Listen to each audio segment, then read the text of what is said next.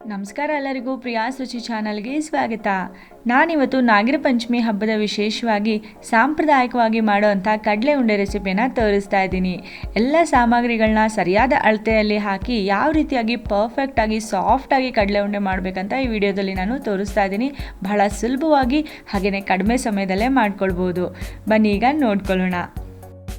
ಈ ಕಡಲೆ ಉಂಡೆ ಮಾಡೋದಕ್ಕೆ ನಾನಿವತ್ತು ಹುರ್ಗಡ್ಲೆನ ಅರ್ಧ kg ಅಷ್ಟು ಅಂದರೆ 500 ಗ್ರಾಮ್ ತೊಗೊಂಡಿದ್ದೀನಿ. ಹಾಗೆ ಬೆಲ್ಲನ 400 ಗ್ರಾಮ್ ತೊಗೊಂಡಿದ್ದೀನಿ. ಈ 500 ಗ್ರಾಮ್ನಷ್ಟು ಹುರ್ಗಡ್ಲೆನ ನಾವು ಮೊದಲಿಗೆ ಪುಡಿ ಮಾಡ್ಕೊಳ್ಬೇಕು. ಮಿಕ್ಸರ್ ಜಾರ್ನಲ್ಲಿ 3 ರಿಂದ 4 ಟ್ರಿಪ್ನಲ್ಲಿ ಹಾಕ್ಕೊಂಡು ನಾನು ಸಣ್ಣಗೆ ಪುಡಿ ಮಾಡ್ಕೊಳ್ತೀನಿ. ಪುಡಿ ಮಾಡಿದ್ದನ್ನ ಹಾಗೆಯೇ ಡೈರೆಕ್ಟಾಗಿ ಬೌಲಿಗೆ ಹಾಕ್ಕೊಳ್ಬಾರ್ದು. ಅದನ್ನು ಈ ಥರ ಜರಡಿ ಹಿಡಿದ್ಬಿಟ್ಟು ಹಾಕ್ಕೊಳ್ಬೇಕು. ಯಾಕೆಂದರೆ ಸಣ್ಣ ಸಣ್ಣ ತುಂಡುಗಳು ಇರುತ್ತೆ. ಹಾಗಾಗಿ ಈ ರೀತಿಯಾಗಿ ಜಡಿ ಮಾಡ್ಕೊಂಡು ಹಾಕ್ಕೊಂಡ್ರೆ ಉಂಡೆ ತುಂಬಾ ಸಾಫ್ಟಾಗಿ ಬರುತ್ತೆ. ಯಾಕೆಂದರೆ ನೈಸ್ ಆಗಿರೋ ಪುಡಿ ಕೆಳಗಡೆ ಹೋಗುತ್ತೆ ನೋಡಿ. ಈ ಥರ ತರತರಿ ಎಲ್ಲ ಹೋಗೋದಿಲ್ಲ. ಇದೇ ರೀತಿಯಾಗಿ 3-4 ಬ್ಯಾಚ್ಗಳಲ್ಲಿ ನಾನು ಹುರ್ಗಡ್ಲೆನ ಪೂರ್ತಿಯಾಗಿ ಪುಡಿ ಮಾಡಿಕೊಂಡು ಈ ರೀತಿಯಾಗಿ ಸ್ಟ್ರೈನ್ ಮಾಡ್ಕೊಂಡು ತೆಗೆದಿಟ್ಕೊಳ್ತಾ ಇದ್ದೀನಿ. ಪೂರ್ತಿ ಅರ್ಧ kg ಹುರ್ಗಡ್ಲೆನೂ ಕೂಡ ನಾನು ಪುಡಿ ಮಾಡಿ ಇಟ್ಕೊಂಡಿದ್ದೀನಿ. ಈಗ ಇದಕ್ಕೆ ಒಂದೊಂದೇ ಸಾಮಗ್ರಿಗಳನ್ನ ಹಾಕ್ಕೊಳ್ತಾ ಹೋಗ್ತೀನಿ. ಒಂದು 50 ಗ್ರಾಮ್ನಷ್ಟು ಅಂದರೆ 1 ಕೊಬ್ಬರಿ ಬಟ್ಲನ ನಾನು ತುರಿದು ಇದರಲ್ಲಿ ಹಾಕ್ಕೊಳ್ತಾ ಇದ್ದೀನಿ. ಈಗ ನಾನು 2 ಚಮಚ ಎಳ್ಳು ತೊಗೊಂಡಿದ್ದೀನಿ. ಇದನ್ನು ಸ್ವಲ್ಪ ರೋಸ್ಟ್ ಮಾಡ್ಕೊಳ್ಳೋಣ. ಸ್ವಲ್ಪ ಚಿಟಪಟ ಅನ್ನಬೇಕು, ಕಲರ್ ಚೇಂಜ್ ಆಗಬೇಕು, ಲೈಟಾಗಿ ಗೋಲ್ಡನ್ ಕಲರ್ ಬರಬೇಕು, ಅಲ್ಲಿ ತನಕ ರೋಸ್ಟ್ ಮಾಡ್ಕೊಳ್ಳೋಣ. ರೋಸ್ಟ್ ಮಾಡಿ ಇದನ್ನು ಕೂಡ ಅದೇ ಬೌಲ್ನಲ್ಲಿ ನಾನು ಹಾಕ್ಕೊಳ್ತಾ ಇದ್ದೀನಿ. ನೋಡಿ ಸ್ವಲ್ಪ ಗೋಲ್ಡನ್ ಕಲರ್ ಬಂದಿದೆ. ಈಗ ಮತ್ತೆ ಅದೇ ಪ್ಯಾನ್ಗೆ ನಾನು 2 ಚಮಚದಷ್ಟು ಗಸಗಸೆ ಹಾಕ್ಕೊಳ್ತಾ ಇದ್ದೀನಿ, ಒಳ್ಳೆ ಫ್ಲೇವರ್ಗೋಸ್ಕರ. ಈ ಗಸಗಸೆನೂ ಕೂಡ ಲೈಟಾಗಿ ಒಂದು 30 ಸೆಕೆಂಡ್ಗಳ ಕಾಲ ನಾವು ರೋಸ್ಟ್ ಮಾಡ್ಕೊಳ್ಬೇಕಾಗುತ್ತೆ. ಅದು ಕೂಡ ಒಳ್ಳೆ ಗೋಲ್ಡನ್ ಕಲರ್ ಬರುತ್ತೆ, ಒಳ್ಳೆ ಸುವಾಸನೆ ಕೂಡ ಬರುತ್ತೆ. ಈಗ ಗ್ಯಾಸ್ ಫ್ಲೇಮ್ನ ಆಫ್ ಮಾಡಿ ಈ ಗಸಗಸೆಯನ್ನು ಕೂಡ ಡೈರೆಕ್ಟಾಗಿ ಅದೇ ಬೌಲ್ಗೆ ಹಾಕ್ಕೊಳ್ತಾ ಇದ್ದೀನಿ. ಈಗ ನಾನು ಶುಂಠಿ ಪುಡಿಯನ್ನು 1 ಚಮಚದಷ್ಟು ಹಾಕ್ಕೊಳ್ತಾ ಇದ್ದೀನಿ. ನಾನು ಹಾಕ್ಕೊಳ್ತಾ ಇರೋದು ಒಣ ಶುಂಠಿ ಪುಡಿ. 1 ಚಮಚದಷ್ಟು ಹಾಕ್ಕೊಳ್ಳೋಣ. ಹಾಗೆಯೇ ಅರ್ಧ ಚಮಚದಷ್ಟು ಏಲಕ್ಕಿ ಪುಡಿ ಹಾಕ್ಕೊಳ್ತಾ ಇದ್ದೀನಿ. 4-5 ಏಲಕ್ಕಿಯನ್ನು ಕುಟ್ಟಿ ಪುಡಿ ಮಾಡಿಕೊಂಡ್ರೆ ಆಗೋಯ್ತು. ಈಗ ಎಲ್ಲವನ್ನು ಚೆನ್ನಾಗಿ ಮಿಕ್ಸ್ ಮಾಡ್ಕೊಳ್ಳೋಣ. ಈಗ ಇಷ್ಟು ಮಿಶ್ರಣಕ್ಕೆ ಬೇಕಾಗುವಷ್ಟು ಬೆಲ್ಲದ ಪಾಕವನ್ನು ನಾವೀಗ ಮಾಡ್ಕೊಳ್ಬೇಕು. ಈಗ ಎಲ್ಲ ಪದಾರ್ಥಗಳನ್ನ ಮಿಕ್ಸ್ ಮಾಡ್ಕೊಂಡಿದ್ದೀನಿ. ಈಗ ಬೆಲ್ಲದ ಪಾಕ ಮಾಡ್ಕೊಳ್ಳೋದಕ್ಕೆ 400 ಗ್ರಾಮ್ನಷ್ಟು ಬೆಲ್ಲ ಕುಟ್ಟಿ ಪುಡಿ ಮಾಡಿ ಇಟ್ಕೊಂಡಿದ್ದೀನಿ. ಈ ಕುಟ್ಟಿ ಪುಡಿ ಮಾಡಿ ಇಟ್ಕೊಂಡಿರೋವಂಥ ಬೆಲ್ಲವನ್ನು ಒಂದು ಸ್ಟೀಲ್ ಪಾತ್ರೆಯಲ್ಲಿ ಹಾಕ್ಕೊಳ್ತಾ ಇದ್ದೀನಿ. ನೀರು ಹಾಕಿದ ನಂತರ ಗ್ಯಾಸ್ ಫ್ಲೇಮ್ನ ನಾನು ಆನ್ ಮಾಡ್ಕೊಳ್ತೀನಿ.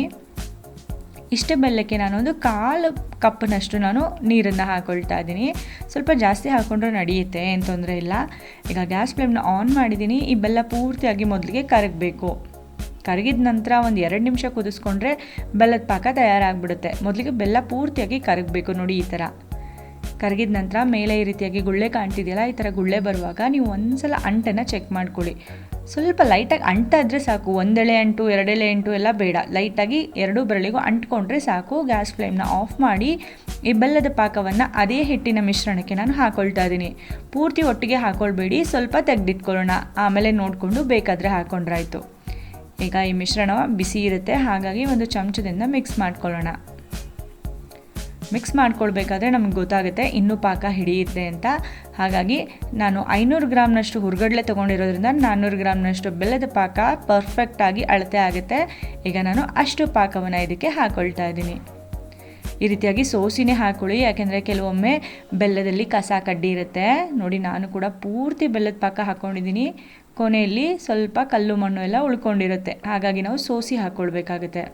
ಎಲ್ಲವನ್ನು ಚೆನ್ನಾಗಿ ಮಿಕ್ಸ್ ಮಾಡ್ಕೊಳ್ಳೋಣ. ನೋಡಿ ಈಗ ಎಲ್ಲ ಚೆನ್ನಾಗಿ ಮಿಕ್ಸ್ ಆಗಿದೆ. ಈಗ ಸ್ವಲ್ಪ ಮಟ್ಟಿಗೆ ತಣ್ಣಗಾಗಿರುತ್ತೆ, ಹಾಗಾಗಿ ನಾವೀಗ ಬೆರಳುಗಳ ಸಹಾಯದಿಂದ ಚೆನ್ನಾಗಿ ಮಿಕ್ಸ್ ಮಾಡ್ಕೊಳ್ಬೋದು. ನೀವು ಹಿಟ್ಟನ್ನ ಹತ್ತಿರಲ್ಲ ಆ ರೀತಿಯಾಗಿ ಸ್ವಲ್ಪ ಮಿಕ್ಸ್ ಮಾಡ್ಕೊಳ್ಳೋಣ ಅಷ್ಟೇ.